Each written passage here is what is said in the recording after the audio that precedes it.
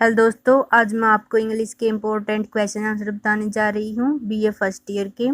मैंने इसकी half semester पहले ही वीडियो बना रखी है। अगर आपने अभी तक ये वीडियो नहीं देखी है तो मैंने डिस्क्रिप्शन में लिंक दे दिया है, आप उस लिंक पर क्लिक करके वीडियो देख सकते हैं। सेकंड सेमेस्टर के क्वेश्चन बचे थे, तो आइए आज हम उन्हें समझ लेते हैं।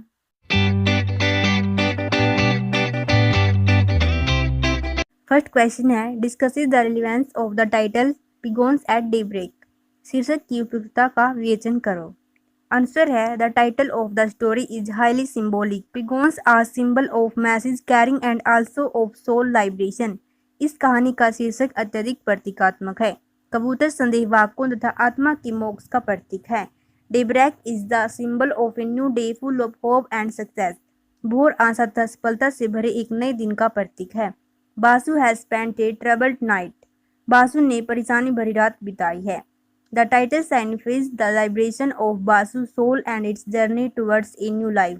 शीर्षक बासु की आत्मा की मोक्ष प्राप्ति तथा एक नए जीवन की ओर यात्रा को इंगित करता है। सेकंड क्वेश्चन है, assess the equation between the old couple. बूढ़े दंपति के मध्यम सामंजस्य का आकलन करो। आंसर है, Basu is 61 and Otima is 56। Basu suffers from asthma and has lost is confidence. Basu की आयु 61 वर्ष तथा ओतिमा की आयु 56 वर्ष है। बासु दमे से पीड़ित है और अपना आत्मविश्वास खो चुका है। Otima is quite active. Otima काफी सक्रिय है। She takes intensive care of Basu. वह बासु की गहन देखभाल करती है। But Basu does not seem to be a sincere towards her. He snubs her and shows anger on her, so the equation between them is not so perfect. किंतु बासु उसके प्रति इतना ईमानदार प्रतीत नहीं होता। वह उसे डांटता है तथा उस पर क्रोध दिखाता है। अतः हम कह सकते हैं कि उन दोनों के मध्य सामंजस्य बहुत अच्छा नहीं है। थर्ड क्वेश्चन है, why had Basu and his wife stopped sleeping on the terrace. Basu और उसकी पत्नी ने छत पर सोना बंद क्यों कर दिया। आंसर है, there were two reason for which the couple stopped sleeping on the terrace. First was the their neighbours were very quarrelsome. दो कारण हैं जिन कारणों से इस दंपति ने छत पर सोना बंद कर दिया।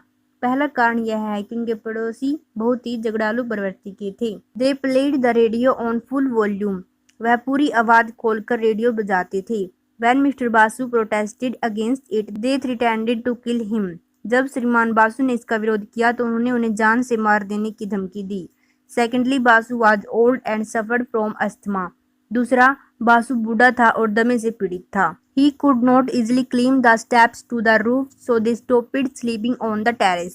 वह छत तक जाने वाली सीढ़ियों पर आराम से नहीं चढ़ पाता था, इसलिए उन्होंने छत पर सोना बंद कर दिया। फोर्थ क्वेश्चन है, how did the narrators react to his photograph. कथावाचक ने अपना फोटोग्राफ देखने के बाद कैसी प्रतिक्रिया दी। आंसर है, the narrators was extremely irritated to see the photograph. कथावाचक फोटोग्राफ को देखकर बहुत क्रोधित हो गया। There was nothing like his feature in it. Photo में उसके नैन नक्शे जैसा कुछ भी नहीं था। He threw the photograph towards the photographer and said that this editing was a brutal work. उसने फोटोग्राफ को फोटोग्राफर की तरफ फेंक दिया और बोला कि उसकी एडिटिंग बहुत ही विनाशकारी थी। He told the photographer to keep the photograph for himself. उसने फोटोग्राफर को वह फोटोग्राफ अपने पास ही रखने के लिए कहा। He could make whatever changes he liked in it. वह उसमें जो चाहे परिवर्तन कर सकता था। He return from there with tears in his eyes.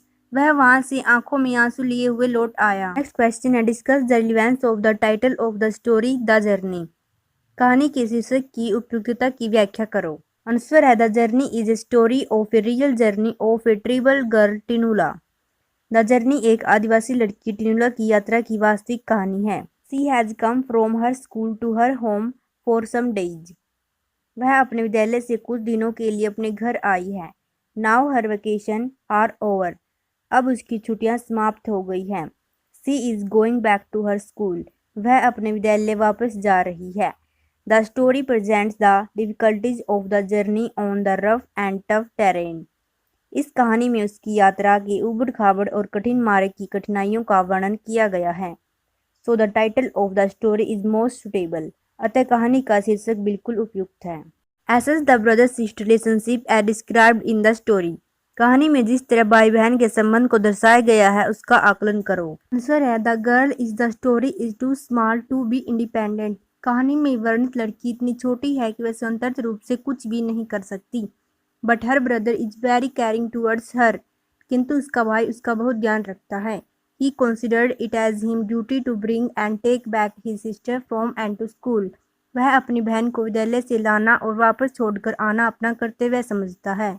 He helps her cross the river. The journey is too difficult, but he does not show any sign of fatigue. वह नदी पार करने में उसकी सहायता करता है। उनकी यात्रा अत्यधिक कठिन है, किंतु उसके चेहरे पर थकान का कोई निशान दिखाई नहीं देता।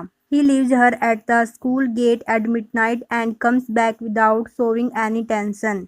वह अर्धरात्रि को उसे विद्यालय के गेट पर छोड़ता है तथा बिना किसी प्रकार का तनाव प्रदर्शित किए वापस लौट पड़ता है। So the bond between them both is great.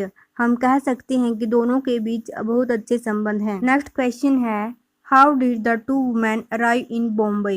दोनों महिलाएं मुंबई कैसे पहुंची? आंसर है, the writers friends mother was from Rawalpindi Pakistan. लेखक के मित्र की माता रावलपिंडी पाकिस्तान से संबंध रखती थी। Finding herself unsafe there the travel to Amritsar. स्वयं को वहां असुरक्षित पाकर वह अमृतसर चली गई। There from she was brought to Delhi in a military truck. वहां से उसे एक मिलिट्री ट्रक में दिल्ली लाया गया। From Delhi she was finally flown to Bombay. Delhi में उन्हें वायुयान द्वारा मुंबई ले जाया गया। She was taken to Bombay in a plane because travelling by train was still dangerous. उन्हें वायुयान से मुंबई इसलिए ले जाया गया क्योंकि रेल से यात्रा करना अभी भी खतरनाक था। नेक्स्ट क्वेश्चन है, prior to partition what did Maji think of Muslims? विभाजन से पहले मुसलमानों के संबंध में माजी के क्या विचार थे? आंसर है, प्रियर टू पार्टीशन माजी thought that all Muslims were very good. विभाजन से पहले माजी सोचती थी कि सभी मुसलमान बहुत अच्छे होते हैं। They lived there like family members in good neighbourhood. उसके सभी पड़ोसी फैमिली मेंबर की तरह रहा करते थे। ऑल नेबर्स रिस्पेक्टेड हर। सब उसका सम्मान करते थे। Adults called her बहनजी and the younger ones called her माजी और चाची out of respect. बड़े लोग उसे बहनजी और छोटी आयु वाले उसे माजी या चाची कहा करते थे। She was least bothered even when the news of impending partition came. जब विभाजन का समाचार भी आया तब भी उन्हें किसी प्रकार की चिंता नहीं हुई थी। She thought that it was not going to make any difference to their neighborly love. उन्हें लगता था कि इससे उनके पड़ोस प्रेम पर कोई प्रभाव पड़ने वाला नहीं था। नेक्स्ट क्वेश्चन है, what strategy did the peasant in the guise of a हकीम use to send the sons away? हकीम के रूप में जाकर किसान ने बेटों को बाहर भेजने के लिए क्या योजना क्रियान्वित की? आंसर है, the peasant in the guise of a woman good threshing to the thugs. महिला के रूप में जाकर किसान ने ठग की बहुत जमकर धुनाई की थी। Next day he reached there in the guise of a हकीम। अगले दिन वह वहां हकीम का भेष बनाकर पहुंच गया।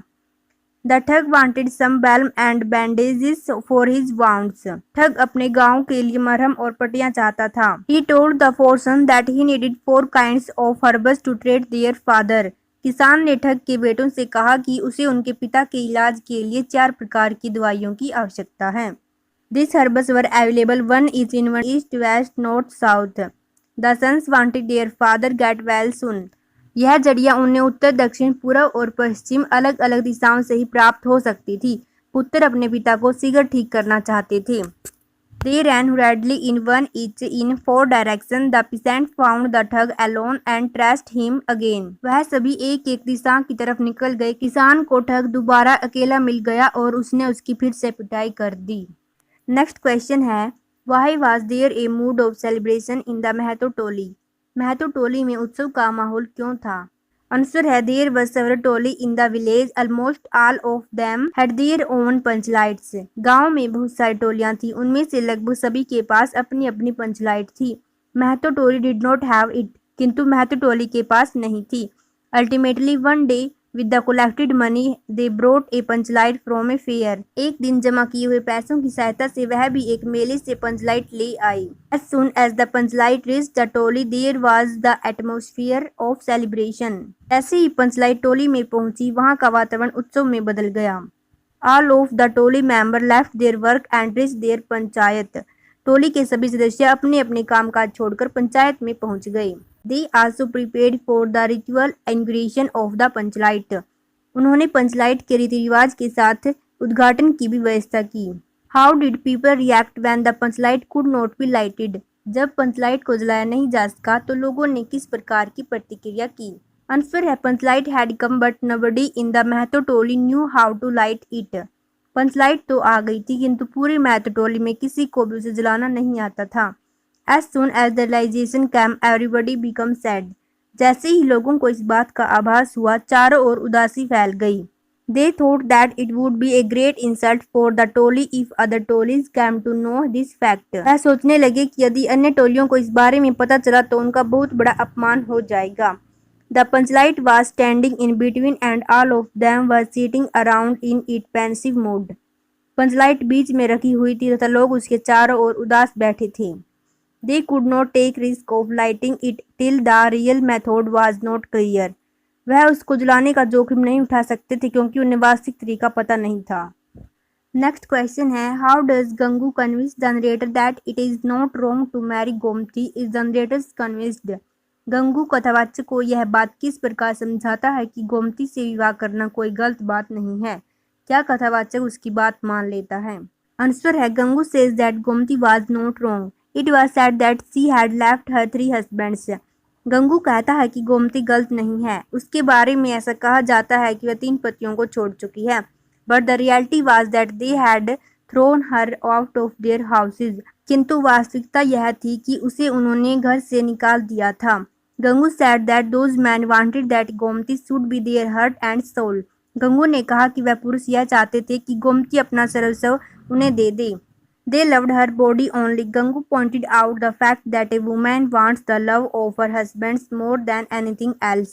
वह केवल उसके शरीर से प्रेम करते थे। गंगू इस बात की ओर ध्यान दिलाता है कि एक स्त्री को अन्य किसी भी वस्तु से अधिक अपने पति से प्रेम की इच्छा होती है। But the narrator was not convinced by Gangu's opinion. किंतु गंगू के विचारों से नरेटर सहमत नहीं था। What is the role of the child in the story? कहानी में बच्चे की क्या भूमिका है? Answer the child is mention in the end of the story only. कहानी में बच्चे का जिक्र बिल्कुल अंत में आता है। But it plays a very important role. If the child was not there the story writer could not have reached up to the theme that he wanted to stipulate. किंतु वह एक बहुत महत्वपूर्ण भूमिका निभाता है। यदि बच्चा न होता तो कहानीकार कहानी के थीम तक नहीं पहुंच सकता था।